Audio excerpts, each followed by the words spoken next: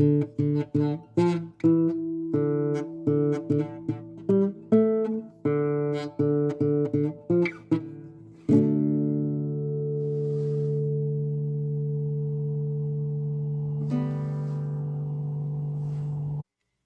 inmates. Welcome back to the cellblock Scorch. This is prompt 35, and I am Peixe. Hope everybody's having a lovely day today.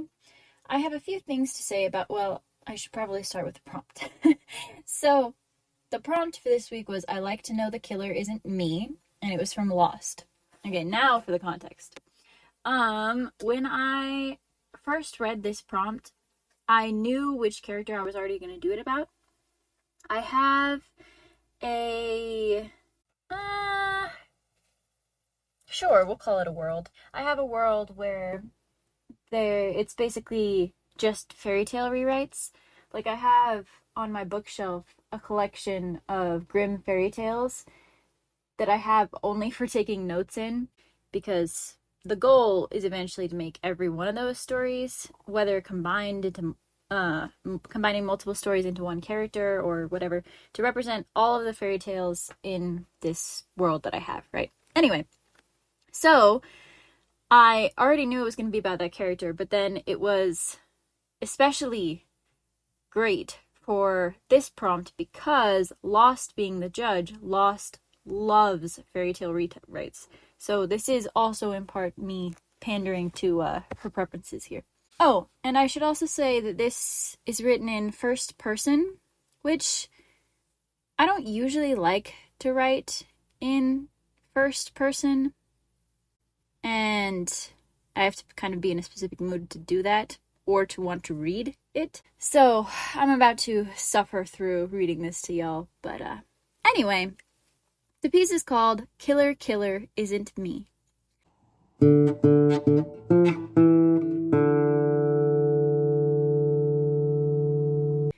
My mother named me Asher after my late father. The name means happiness, and the woman that once held me in her arms had many hopes for my future. Naturally, none of them came true, but that isn't her fault. I was still young when the pirates came. I'd been playing in the woods, and I skipped down the path toward home, singing nonsense, only to stop and stare at the burning building where my house should have been.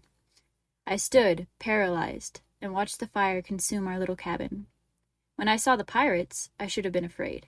I should have run from them, but I had to ask them where my mother was. I never got an answer, and I never heard her scream, so I used to pretend that she survived somehow, and she would come to rescue me. The pirates found it amusing to call me Ashes. I was given odd jobs all around the ship, and I became very proficient at scrubbing decks and cooking stews and carrying crates. I learned more, unpleasant things, too.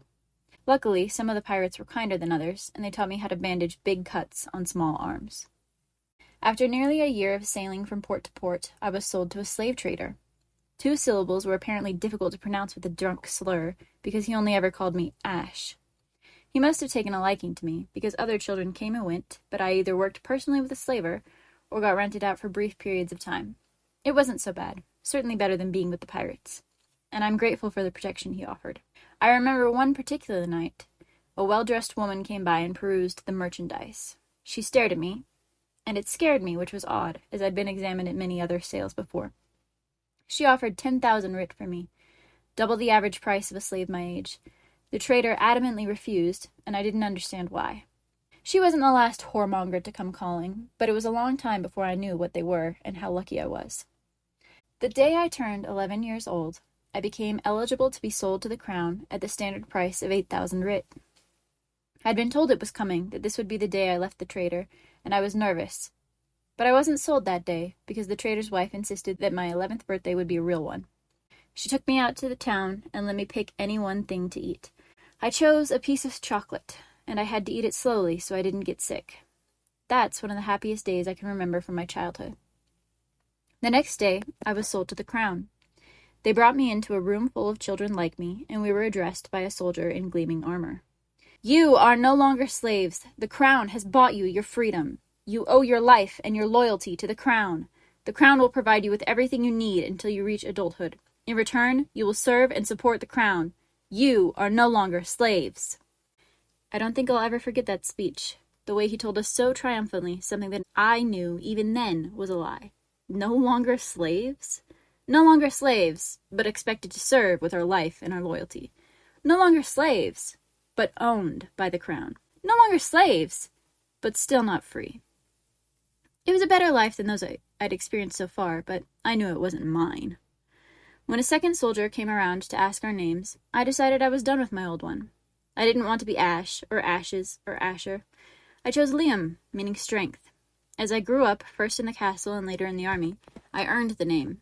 I excelled in physical skills, so much so that the crown sent me to specialized training instead of placing me in a troop.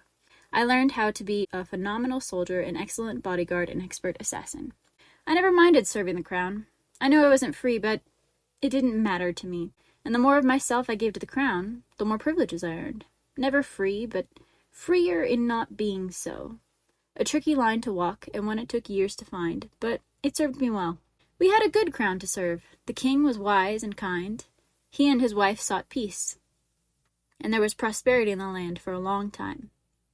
I was 20 when the kingdom to the north attacked us. The crown sent me to the battlefield. I was with the king when he received the news that changed everything. While he'd been winning the Battle of Lost Plains, his wife had lost her battle at home, as so many women do. The tiny princess survived, and the crown sent me to be her royal guard. Bodyguarding for an infant was an interesting task. Being weak and helpless, and with the royal guard at the king's side, many saw her as an easy target. They foolishly didn't reckon for me, and found murdering a babe dangerous and often lethal. I killed many would-be assassins, watching over the little girl day and night. Her nannies were fond of me, and gave me another name, Cerberus, for the guard dog in Greek myth. 3 long years the young princess spent with her nannies.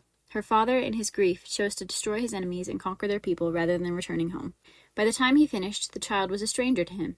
He spent little time with her, leaving the caretaking to her nannies. They say she was the spitting image of her mother, with pale skin and raven curls. The royal guard returned with the king, taking over my duties, so the crown assigned me to assassination. The king, bitter despite his youth, sent me out on a regular basis. I silenced nobles in our own country. I traveled abroad.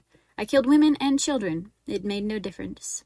I was extremely good at my job, with a very high kill count. No one escaped me. Not ever.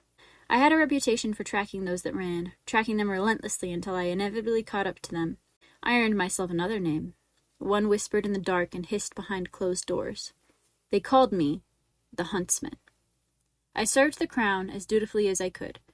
Every task I was given, I completed skillfully. But I always read my orders thrice, twice before the job, and once after, as a reminder. I like to know the killer isn't me. I may be the weapon, but it is the crown that wields me.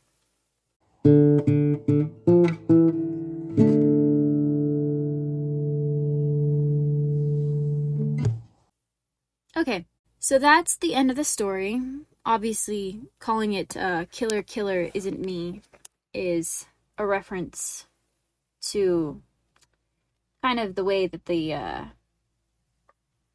mirror is addressed in the Snow White story. And there's more to this story that I wrote here, but then didn't really submit as part of the Scorch. That will probably end up on the Patreon. But it goes on to show, him actually acting as the huntsman from Snow White. And obviously, being Ashes, he is also a Cinderella allegory. This story is kind of an AU, because the actual character, the world that he exists in, is a little different. For reasons like having a lot of different other fairy tale rewrites running around. But I like the way this turned out. I had fun with it. So I hope y'all enjoyed as well.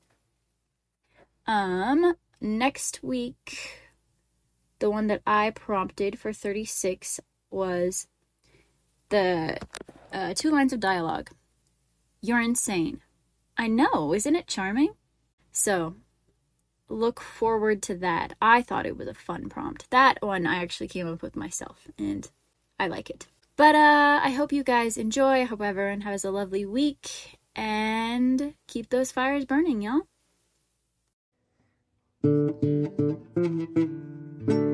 The Cellblock Scorch is a production of Stellacore, an independent group of nerds sharing their obsessions with the world. We can be reached at thestellacore@gmail.com, through comments on your podcast platform of choice, our Instagram, Stella_core, and at our YouTube, also called Stellacore. Feel free to check out our other productions on our YouTube channel or our cosplays on Instagram. If you would like to support our creative endeavors, you can give a one-time tip to the Ko-Fi of the writer of your favorite Scorches, or check out our Patreon, linked in the show notes. There, you can access the winning Scorches and episode transcripts for free, or sign up for Spark level support for $5 a month to gain access to all of the Scorch submissions.